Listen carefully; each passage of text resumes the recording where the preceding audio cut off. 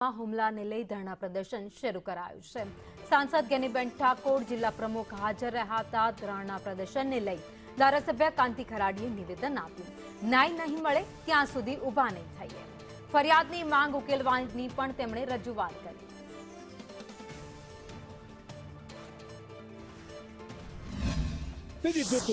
પણ આ મેઘીને બુરી સરકારે આજ તારીખ સુધી એ બાઈની ફરિયાદ લેવામાં નથી આલી। એ આદિવાસીઓને જે લાગ્યું છે એને દવાખાને નહીં લઈ ગયા।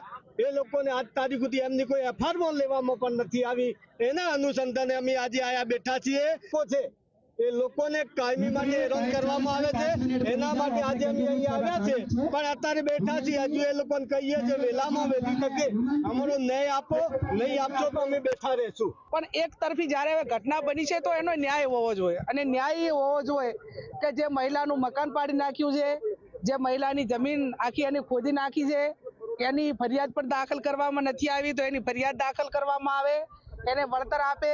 અને બીજા જે માત્ર આદિવાસીઓ ઉપર જ જે ફરિયાદ દાખલ થઈ છે એને બદલે ક્યાંક ને ક્યાંક એ પોલીસના અધિકારીઓના મારફતે એમની દબણકાઈના કારણે જે આદિવાસીઓને નુકસાન થયું છે એમને લગાડ્યું છે, તો એની પેરેલલની ફરિયાદ ક્રોસ દાખલ કરવી જોઈએ।